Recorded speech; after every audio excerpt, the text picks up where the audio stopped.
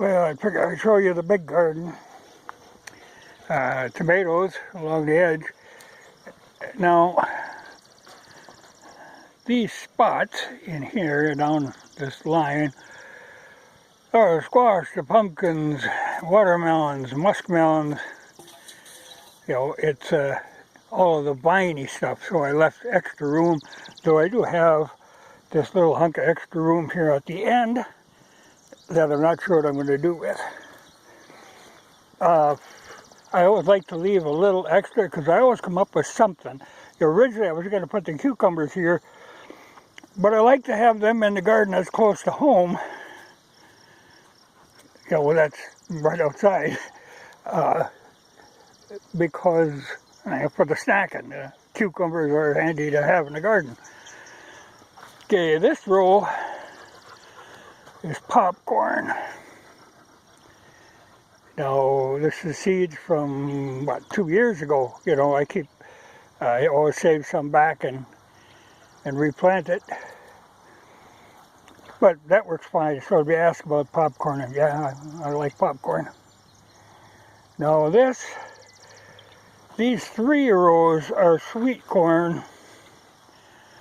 I think 2 of them are 75 day and 1 is 85. And I've got 1 row of 65 in the other garden.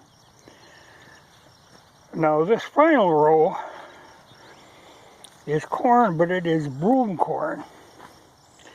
So it's a little hard to see. It doesn't look the same as regular corn. But, you know, broom corn nowadays is mostly grown for an ornamental, but I grow it for my broom. You know, I got to replace or rebuild my broom. So I wanted to get some more of that in the ground. And then I do have some sunflowers that I planted right on the end just for the heck of it. And the dog is great for tromping around in the garden.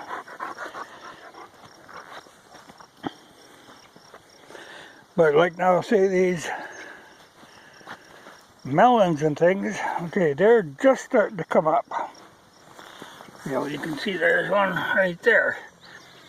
I plant in hills, you know, and it's like a circular thing, but I have to wait till they're all up before I can really get in there and clean the weeds out. But I'm sure that stuff always comes, you know, I don't start them ahead of time, they always come fine on their own. And they don't like to be moved anyway, so that's that. And I do have more tomato cages, and I do have them volunteers, so I could squeak in another row of tomatoes. I might do that.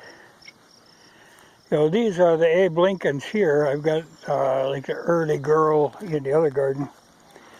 But I like the Abe Lincolns are the reliable heirlooms that I can. But I like to have the early girls so you get at tomatoes much quicker, you know, for eating. And Bob is a little warm. Now this little hunk of ground here is going to bug me. I want to have to think of something. You know, the problem here in this garden, what really makes it a pain, is with that much corn, you're always dealing with corn stalks, and they are not the easiest thing to till. I mean, eventually they break down, but it takes a long time. But I keep digging her. And we had a little rain shower last night, so I could actually come and till again. Though what I'll probably do is go, you know, I'd go and just hand weed everything, throw it into between the rows, let it dry out, and then I'll till it.